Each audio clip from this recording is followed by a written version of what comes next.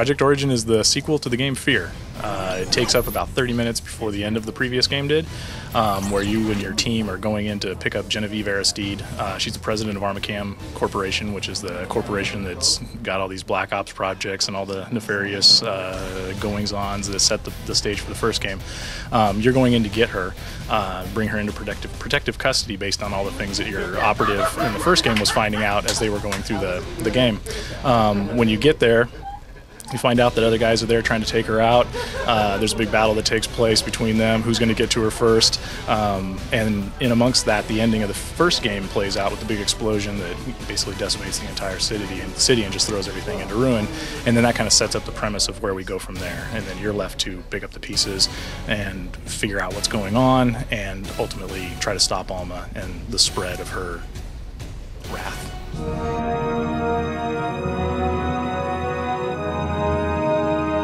Well, one of the things that we did when we were thinking about what do we want to do with this game, how do we want to take it forward, what are some of the kind of the features and stuff that we want to introduce, is we really listened to the guys who loved the first game. We went to the forums and read what people were talking about. What did they love? What did they hate? What did they want to do that they couldn't? You know, that kind of stuff. And one of the things that we kept hearing over and over and over again was the idea that, you know, they see the AI that are interacting with the environment, you know, flipping things over for cover and toppling things and doing all that kind of stuff. And they wanted to do that as players, you know, because it was obviously effective for the AI to do that. So one of the things that we tried to do is incorporate that into the gameplay and give the player those options and those abilities. And we're still fine-tuning it and everything like that, but it looks like it's coming along really well. So I hope people will enjoy that. The game is all about pacing, you know, and horror is all about pacing, and I believe action is all about pacing. So we try to mix in, you know, big epic battles and action moments with, you know, tension-building progression, some problem-solving to kind of bring the tempo down, and then throw some scare events at you, and then, you know, use a palette cleansing of, you know, a couple little guys to fight, you know, and then build up to another big combat. And so it's really a roller coaster ride that we try to present of, you know, highs and lows and, you know, those scares mixed in with the combat and that kind of thing. Naming games is always impossible. It's really a difficult process, and we were just beginning in on the process of figuring out how we're going to name the game, what are we going to do. And the president of Warner Brothers, she used to be the president of Monolith, Samantha Ryan, she came in with the idea of, well, why don't we let the fans name the game, you know? So we set up this internet naming competition and let everybody send in their name ideas, and, you know, we went through an elimination process and finally wound up with Project Origin.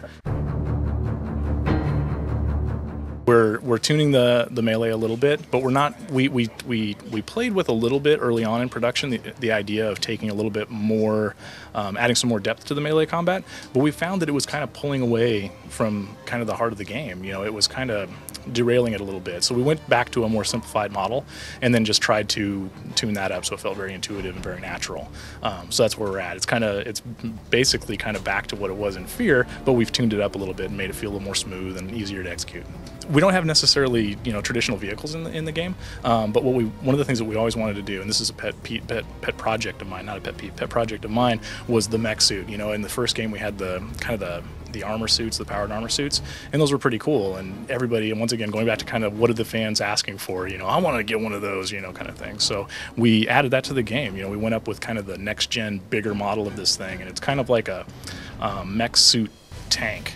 You know, and you climb up into the saddle, close the hood on it, and, you know, go for it. It's got big twin minigun arms and shoulder-mounted rocket launchers, and it's great. You can just destroy the whole city, and it's a lot of fun. So the first game got a few dings on it for lack of variety. You know, the environments were a little samey. There was, you know, people felt there weren't enough variety in enemies and that kind of stuff. And so that's been definitely the big banner that we've been running under, is variety, visual and everything else. And enemies definitely fall into that category. We have a far broader base of enemies that you're going to go up against, and they're more distinctly diverse. You know, they have very different appearances and a lot of different behaviors, and I think it's going to be a really good mix. People are always going to feel like they're running into something new as they play through the game.